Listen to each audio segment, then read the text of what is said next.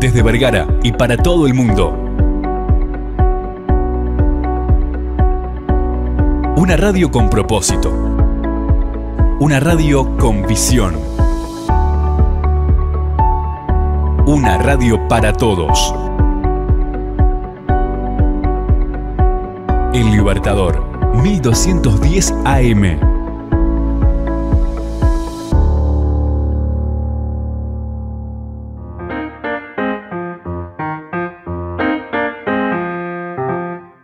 Libros, autores, lugares e historias.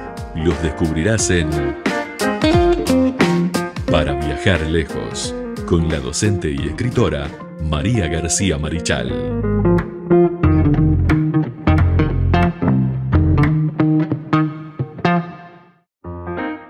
Continuamos con punto de partida aquí por la 1210 AM Radio El Libertador desde Vergara 33 para el mundo a través del www.libertador.com.uy.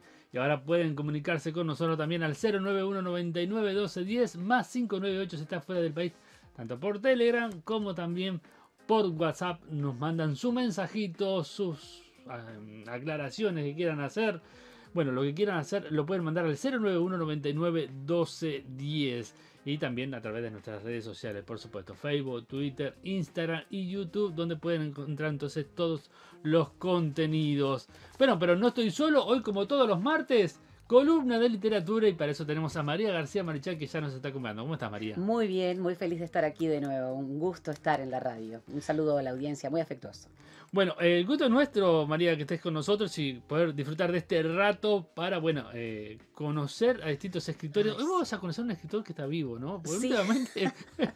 Últimamente nos hemos dedicado a aquellos que ya partieron y están escribiendo por otros planos. No, hoy vamos a hablar de una mujer muy joven, una bella escritora, muy talentosa, filóloga, que ha escrito uno de los libros que tiene, digamos, más aceptación en el público lector, que se llama Irene Vallejo. Mira. Ella es Irene Vallejo Morau, es vasca de origen, tiene 44 años, nació en el año 1979 y es la autora del Universo en un junco.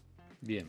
El Universo en un junco es un bellísimo... Yo no la tengo como, no la tengo registrada, o sea, no digo nada, la conozco de nombre. Claro, sí, porque es un nombre que además se repite mucho debido a que este libro, El Universo en un junco, es un libro que se ha vendido muchísimo en los últimos tiempos y quiero aclarar que es un bellísimo libro, es un libro muy bello, un ensayo acerca del inicio de la escritura, del origen de los libros, con muchísima fundamentación histórica, bueno, por supuesto filológica, ella es filóloga, estamos hablando de lingüista, ¿verdad? Es una lingüista muy prominente, que ha hecho muchos estudios, pero además es muy lindo de leer, es un libro que está, digamos, con muchas raíces históricas sumamente bien fundamentadas, porque ella es una investigadora, pero está redactado, este ensayo está redactado de una manera que parece una novela, debido a que hay imaginación por parte de la autora. No estoy hablando de fantasía,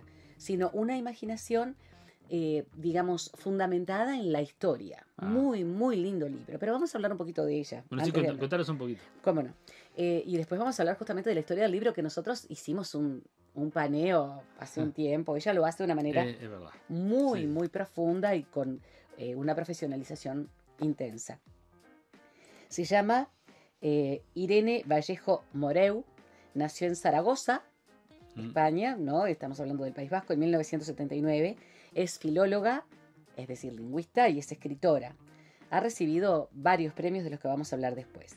Es doctora en filología clásica, significa que ella ha estudiado lengua clásica, a partir, por supuesto, del latín y el griego antiguo, ¿no? El clasicismo tiene muchísimo que ver con los idiomas que son nuestros idiomas de raíz, nuestros idiomas maternos originales. Claro. De ahí la importancia del clasicismo filológico. Estudió en la Universidad de Zaragoza y estudió en la Universidad de Florencia, en Italia, en Firenze, donde ella tiene además algunas anécdotas interesantísimas sobre bibliotecas y libros que aparecen justamente en El Universo en un junco. La labor de Irene se centra principalmente en la investigación y divulgación de autores clásicos. También colabora en periódicos como El Heraldo de Aragón y El País de Madrid, pero Vos fijate la importancia que le da esta joven mujer, tiene 44 años, a su trabajo, que es buscar la forma de reivindicar, de revivir, de, digamos, de profundizar y de divulgar autores clásicos. No es una tarea menor, es un trabajo impresionante la labor de ella, porque es en un momento en lo cual la intrascendencia, estoy hablando de manera muy general, ¿no? No estoy hablando de toda la población, nada por el estilo, pero la intrascendencia aparece, por ejemplo, en las redes sociales como X, lo que antes era Twitter, o por ejemplo en TikTok o algunas cosas así. Ella, redes sociales que son inmediatas, que son rápidas, ella hace estudios profundos de la literatura clásica para poder difundirlos. Nosotros sabemos que los clásicos pueden gustarnos o no. Todo libro puede gustarnos o no. Por supuesto. Porque el gusto es muy personal. Yo el otro día con Catherine Velázquez hablaba, por ejemplo, de Juan Carlos Onetti, que para mí es un grandioso escritor, pero a mí no me gusta porque me transmite muchísima oscuridad. Me transmite oscuridad, ya lo habíamos... Bueno, pero eso es normal que pase. Claro, y ahí está la sabiduría de Jorge Luis Borges cuando decía, si un libro no nos gusta, tenemos que dejarlo. Nosotros tenemos que leer aquello que nos guste, que nos llegue, que nos conmueva, que nos haga reír, o es decir, aquello que realmente nos identifique con el autor. En el caso de Irene Vallejo, lo que está tratando de hacer con una literatura muy fluida, muy fina, con un uso del lenguaje propio de una filóloga, es tratar de introducirnos en el clasicismo para volver a tener el gusto, para volver a darnos el tiempo de introducirnos en la literatura clásica. Por eso te decía, no es una tarea menor lo que está haciendo. Sus artículos, por ejemplo, en Heraldo de Aragón y en El País de Madrid, son artículos que tienen que ver también con ese estudio filológico, ¿no? Y la información que eso conlleva. Publicó 2 libros que son recopilaciones de sus columnas semanales en estos diarios. El pasado que te espera es uno de esos libros y Alguien habló de nosotros. Yo no los he leído, pero conociendo la calidad de creación de Irene Vallejo, me encantaría tenerlos. Estamos hablando de artículos de diarios recopilados, ¿no? Sí. Los libros, vuelvo a decir los nombres, El pasado que te espera y Alguien habló de nosotros. Son los libros de recopilación. En el caso, por ejemplo, de Heraldo de Aragón, en ese diario, ella con una poeta argentina llamada Inés Ramón, recopila columnas sobre la mitología, es decir, crea columnas sobre la mitología y las recopila después para libros que ya están, por ejemplo, como El pasado te espera, y Alguien habló con nosotros, pero a libros posteriores. Entonces, ¿qué sucede? Los poemas de Inés y las columnas de Irene Vallejo están todos juntos en un libro que se llama La mañana descalza. Es decir, no solamente hacen un estudio para el diario, sino que además de los libros de recopilación de los artículos de Irene, juntas han trabajado la mujer en la poesía y en la mitología antigua y aparecen en La mañana descalza. ¿Viste que es un trabajo interesantísimo, no? Y muy grande. Sí. Un trabajo de gran profundidad. Entonces, hablamos de mujeres jóvenes que intentan hacer, de nuevo, el buen uso del tiempo para conocer aquellos libros que de pronto... Y para divulgar. Y la divulgación. Sí. Esa palabra para mí es clave. Divulgar los clásicos. Y hacer del trabajo de investigación un trabajo que sea ameno, grato de leer para todos. Y eso para mí tiene un valor enorme. Pero también rescatar lo que es, digamos, libros, aunque no sean de tu gusto personal, la divulgación también es buena. A pesar de que no sea capaz de tu afinación y quizás hasta no sea muy bueno, divulgar esos tipos de documentos que quedan escondidos, como decías vos, en las bibliotecas esas antiguas, por ejemplo. Eso que estás diciendo es muy sabio, ¿sabes? Muchas veces yo digo, los clásicos, los que son considerados autores clásicos, los libros que son considerados clásicos, los tenemos por lo menos que conocer. Claro. Por eso la divulgación de la que vos hablas es tan importante. Sí. Como vos decís, te puede gustar, te puede no gustar, pero si es un clásico, aquí hay algo para investigar, hay algo para estudiar. Después de pronto verás. Claro. Pero como la gente que estudió el Lazarillo de Tormes en el liceo y vos decís, a mí no me gustó para nada y a otros que le encantó. Claro, Eso, a mí, pero la por ejemplo, divulgación me tiene que parece existir. para mí es una tragedia, más allá de que, pobrecito Lázaro, Sí, ¿verdad? Un día lo hablábamos, eso también con unos alumnos.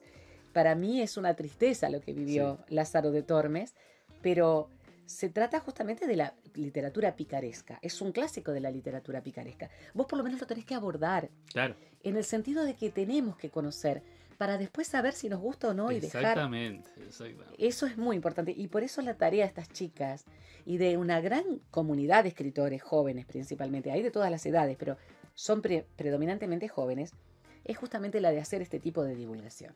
A mí, El universo en un junco me lo propuso Micaela, mi hija, y por ejemplo, en el primer momento no me enganchó, pero a medida que fui viendo el trabajo que hace esta mujer, esta chica, esta muchacha, la forma en que ha investigado, la forma en que lo presenta con esa soltura, con ese vuelo grato a la Ujú. lectura callada y al oído, es realmente interesantísimo. Muy, muy interesante.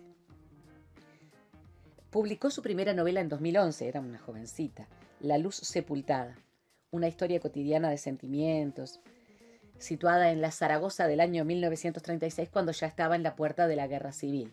Mm, Muy interesante debe ser para leer, sí. porque además ella investiga. Su segunda novela se llama El silbido del arquero. Me encanta este título. Y plantea una historia de aventuras y amor en tiempos legendarios, ¿no? La ambientación es en tiempos legendarios. El silbido del arquero. Mm, Le encanta volver al pasado a Irene. Le encanta meterse en el pasado y eso también me gusta mucho. Después incursionó en la literatura juvenil e infantil, que siempre tenemos con otros escritores esa conversación de ¿existe la literatura juvenil e infantil? Como decía Juan Ramón Jiménez, que yo creo que Juan Ramón Jiménez dijo lo más sabio, ¿no? Que, sí. que escribimos para todos Bueno, sí. y que los padres o los responsables de los chicos eligen qué darles Sí. para leer.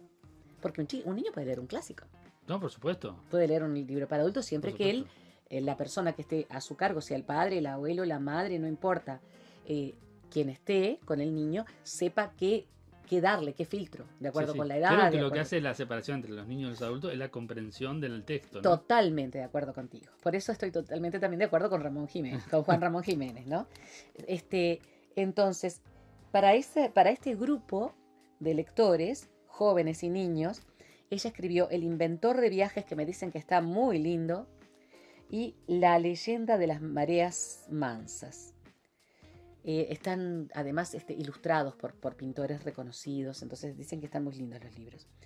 Después em, fue incluida en varias antologías. Por ejemplo, El mal invisible, que es un relato de ella, está en la antología Hablarán de nosotras del año 2016, que es una antología de Aragón, ¿no? Del lugar donde ella trabaja principalmente. En el año 2020 fue galardonada con el Premio Nacional de Ensayo por El infinito en un junco. Es la quinta mujer galardonada desde el año 1975, que fue cuando se propuso este premio para escritores. El 23 de abril de 2021 recibió el Premio Aragón, la máxima distinción institucional otorgada por el gobierno de Aragón, justamente, en un acto que se dio en un precioso lugar. Yo lo conozco por fotos. El Palacio de Aljafería, que imagínate, Sí. estamos hablando de la historia árabe de España, ¿no? Y ella contó que El infinito en un junco se inspiró para escribir en El infinito en un junco en el patio de ese palacio, del Ah, Palacio mira. de Alfajería en Aragón. Y allí comenzó la historia del infinito en un junco. O sea, es una mujer muy talentosa, es una mujer sumamente capaz, es una filóloga que realmente tiene muchísimo talento y que ama lo que hace. Y bueno, lógicamente tiene que ver con la historia del libro y con la historia de la palabra, lo que ella hizo. De todas maneras, tiene otros libros, como por ejemplo Terminología libraria y crítico literaria en Marcial, o sea que estamos hablando de libros técnicos, ¿no? Bueno, El pasado que te espera, La luz sepultada, El inventor de viajes, Alguien habló con nosotros, La mañana descalza, El futuro recordado, Manifiesto por la lectura, Bueno, y así. Es una mujer que produce mucho, pero que además lo hace con enorme talento y con mucha responsabilidad. Eso. Con mucha Con responsabilidad. mucha responsabilidad. Bueno, recibió el premio Sabina de Plata, el premio Ojo Crítico de Narrativa, el premio Los Libreros Recomiendan, Nacional de Ensayo, con El Infinito en un Junco, José Antonio Labordeta, y así. Premio Aragón, premio Heraldo a los valores humanos y al conocimiento. Vos fijate, Sí. la magnitud que tiene ese premio, no es cualquier cosa. Bueno, noveno Premio Internacional de Ensayo Pedro Enrique Sureña, otorgado por la Academia Mexicana de Márquez, y así.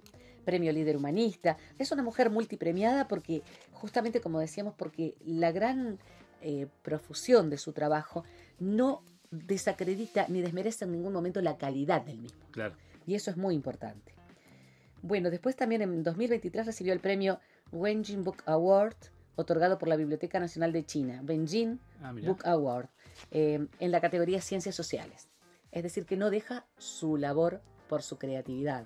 Es filóloga. ¿Puedo leer un poquito? Por supuesto, siempre hay que leer. No puedo dejar de leerla porque, como te decía, cuando Micaela, mi hija, me propuso leer el libro, yo no me sentí muy a gusto en un comienzo, porque claro, había muchas referencias históricas, pero a medida que vas avanzando el segundo capítulo y vas avanzando, ves que realmente es atrapante. Claro. Porque lo hace con una fluidez, con un uso del lenguaje tan fino y al mismo tiempo tan integrado para que todos podamos entenderlo. Fíjate, antes que de leer nada, quiero plantear que El Infinito en un Junco tiene que ver con el papiro. El papiro es un junco. Sí. El primer tipo de escritura occidental surgió en tablillas de barro, y Irene Vallejo lo dice en El Universo en un Junco, en Sumeria, ¿verdad? Las tablillas de barro se escribían húmedas. Incluso yo te comentaba que hace muy poco, creo que fue hace 2 años, se encontró un taller de un maestro que tenía enorme cantidad de tablillas escritas por niños y que no importaba el estatus social del niño, todos podían ir a aprender a leer y escribir en la antigua Sumeria. Claro. Después, cuando los asirios comienzan a apoderarse de los territorios, la lectura y la escritura comienza a ser, se inicia, digamos, dentro de los círculos de poder. No nos olvidemos que el conocimiento es poder. Bueno, sí. Sin lugar a dudas. Entonces, claro, se empezó a reducir. Ahí comienza a nuclearse dentro de los círculos del poder la lectura y la escritura. Pero el papiro, que es un junco que crece en las orillas del río Nilo, fue la primera forma occidental de, digamos, de escritura que no era ni en barro, ni en piedra, ni en nada que se pudiera o destruir o erosionar, sino que se podía guardar. El papiro normalmente se enrollaba o se plegaba y se guardaba. Y hay papiros que han, se han encontrado hasta el día de hoy, por supuesto. Entonces, ¿qué sucede? Que ella comienza a ver cómo ese junco de la orilla del río Nilo va a ser el origen de todo lo que vendrá después. Por supuesto que hace referencia a la escritura en piedra, de la que nosotros hablábamos, los muros escritos, las pirámides, las tumbas, después las tablillas. Pero acá tenemos la primera forma occidental de manifestación escrita en el junco, en el papiro, que se aplasta, se seca, se estira, se trenza, ¿no? En líneas horizontales y verticales hasta hacer como una esterilla y después se escribe. De ahí el nombre, y eso es lo que trata. Dice Irene Vallejo: es una gran paradoja. Provenimos de un mundo perdido al que solo podemos asomarnos cuando desaparece. Nuestra imagen de la oralidad procede de los libros.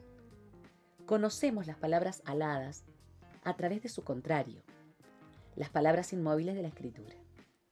Una vez transcritas, esas narraciones perdieron para siempre su fluidez, su elasticidad, la libertad de improvisación y, en muchos casos, su lenguaje característico.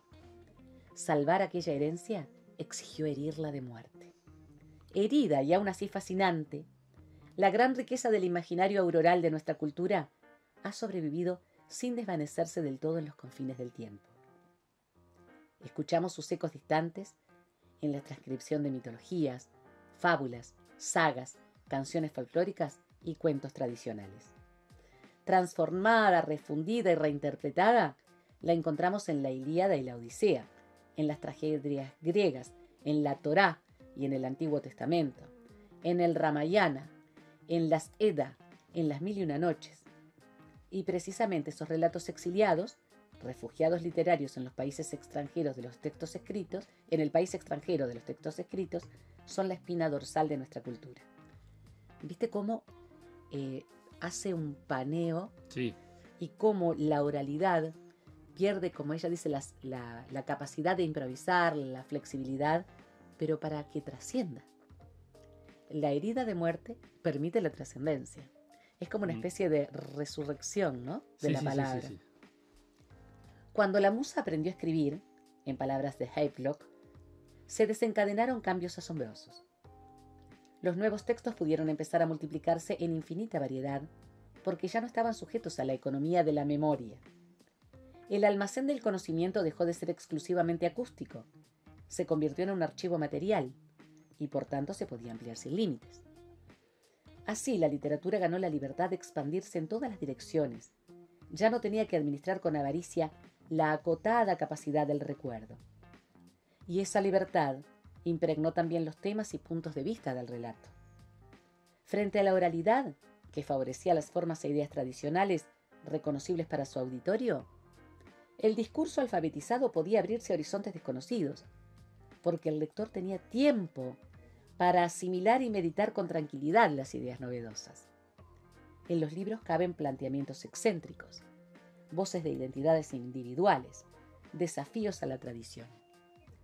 Al abandonar la oralidad, el lenguaje experimentó reajustes arquitectónicos. La sintaxis desplegó nuevas estructuras lógicas y el vocabulario se volvió más abstracto.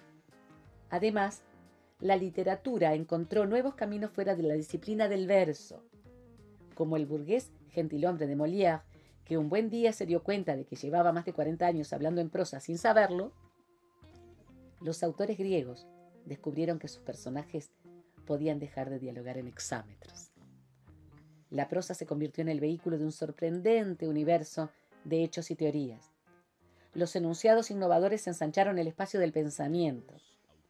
Esa ampliación de perspectivas estuvo en el origen de la historia, la filosofía y la ciencia. Para referirse a su labor intelectual, Aristóteles eligió la palabra teoría y el verbo correspondiente, teorein, que en griego aluden al acto de mirar algo. Esa lección es muy reveladora. El oficio de pensar el mundo existe gracias a los libros y la lectura. Es decir, cuando podemos ver las palabras y reflexionar despacio sobre ellas, en lugar de solo oírlas pronunciar en el veloz río del discurso. Es un estudio interesantísimo. Sí, la verdad que sí. Y acá estoy simplemente haciendo un breve paneo ya de las primeras épocas de la historia del libro y cómo la oralidad se transforma en algo mucho más permanente en el tiempo gracias a la escritura. Irene Vallejo, el libro más vendido de ella en este momento, tanto a nivel de físico como en plataforma, es El universo en un junco. Pero creo que da para que indaguemos exactamente en su obra porque vale la pena realmente. Una filóloga y una escritora con mucho horizonte por delante. Bueno, así entonces pasó Elena Vallejo aquí por Viajar Lejos, en Radio Libertador, en Punto de Partida. María, nos reencontramos las próximas semanas. ¿Tenés alguna novedad sobre los talleres literarios? Sí, hay novedades sobre los talleres literarios. Estamos haciendo con los desayunos literarios que trabajan siempre los miércoles de 10 a 12 en el Centro Cultural Carlitos, un regalo de libros para todos los centros públicos de Las Piedras y 18 de Mayo, centros educativos, ¿no? Estamos ya en esta semana y la semana próxima, cuando los chicos terminen con las pruebas finales, vamos a ir entregando. Después nuestro taller literario va a recomponerse, creo que rearmado para el año próximo, porque estamos muy próximos a fin de año. Sí. Entonces vamos a... el cuerpo lo sabe también. Sí, por supuesto que sí. Y nuestros talleristas, nuestros integrantes también, porque todos han tenido sus viajes, sus actividades, estudiantes que están dando materias en la universidad, otros que están ingresando, etc. El Literatum se está dedicando al teatro. ¡Opa! están haciendo dramaturgia. No solo- Josefina, está ahí. Vos sabés que Josefina puso la semilla, Ah, mirá. pero la semilla que Josefina plantó... Josefina Trías hablamos. para Josefina lo que- Trías, sí. querida, un abrazo grande. Josefina plantó la semilla en Literatum, y Literatum no solamente está escribiendo teatro, está actuando. Bien. Y además, 18 de mayo tiene un precioso, los jueves de tarde, Sí. un precioso encuentro también, allí en el Centro Cultural de 18 de mayo con María Julia Lemes, y están el taller de Antonio Dátole claro. sobre narrativa, tanto cuento como novela, el taller de Piero Dátole sobre teatro. Hay una movida interesantísima Muy en las lindo, piedras. muy lindo. Precioso, precioso. Se va a convertir en una ciudad De mucha literatura. actividad cultural. Bueno, Sí. y nuestra amiga, Lucía Sosa, Sí, va seguramente a presentar, estamos planificando con Josefina un encuentro de jóvenes, sí. va a presentar su libro en noviembre seguramente. Mirá vos. Sí. Que también me enteré que está escribiendo, o por lo menos vi por ahí, un libro de niños también. Ah, que anda qué ahí. lindo, Así que- qué lindo. Bueno, va a estar allí haciendo su lanzamiento. No hemos tenido la oportunidad de hacerlo antes porque ahora Claro. el Centro Cultural está afortunadamente pleno de Eso es bueno. actividades. Es Eso, excelente, eso es excelente. excelente. Bueno, nosotros nos reencontramos entonces el próximo martes con la columna de literatura y bueno, y gracias María por estar Al contrario, un placer, un abrazo a la audiencia.